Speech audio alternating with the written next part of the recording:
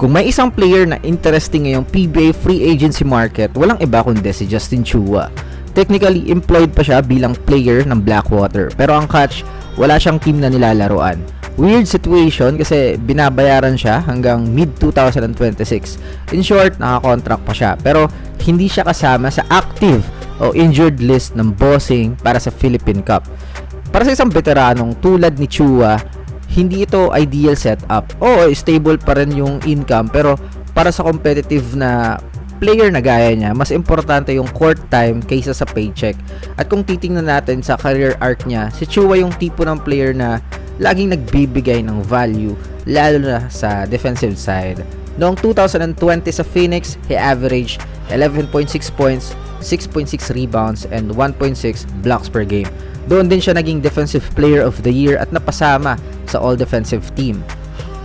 Ngayon, sa edad na 36, hindi na siya kasing athletic dati. Pero yung IQ at timing sa depensa, nandun pa rin.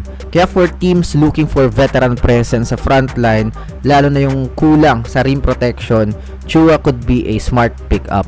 Ang twist lang dito, naging unrestricted free agent siya dahil sa failed na trade deal. Originally, dapat kasama siya sa trade to Northport kapalit si Gio Halalon. Pero natigil ang trade dahil sa moratorium habang tinatapos yung pagbebenta ng franchise to Pure Blends Corporation na ngayon ay Titan Ultra.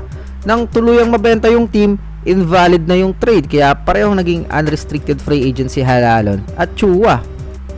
Si Halalon mabilis nakahanap ng team na punta agad sa TNT. Pero si Chua wala pa rin takers, may mga nagtataka. Kung unrestricted naman siya at guaranteed pa yung contract hanggang 2026, bakit walang kumukuha? Sayang naman yung slot na to for Titan Ultra. Kasi biglang na failed pa yung trade na dapat siya yung gusto talaga, kundi kumuha sila ng Bringas, kumuha ng Barasi. So ayun, hindi ata nag-work out yung deal, tapos ngayon nagfo-focus sila kay Greg Slaughter. So si Justin Chua is maybe out of the picture. Pero kung may contender na naghahanap ng stretch big na proven sa defense at veteran leadership, Justin Chua is still a low risk, high reward signing. Stretch 5 na kayang mag-spread ng floor at protektahan yung rim. Rare combo para sa isang local big man. So may chemistry potential na din naman siya sa mga former teammates niya with Phoenix at NLEX kung sakaling may mag-offer dyan.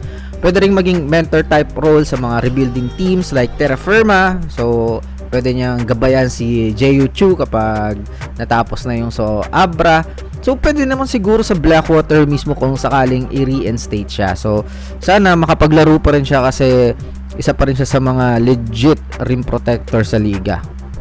In the end, kahit nasa limbo status na si Chua ngayon, wag nating kalimutan, this still a proven PBA veteran who once anchored one of the league's best defenses. Kung may team na marunong mag-value ng experience at versatility, Justin Chua's comeback could still happen sooner rather than later. And let me know sa comment section kung saan team siya nababagay. This is Egon Hoop. See you in the next upload. Bye-bye!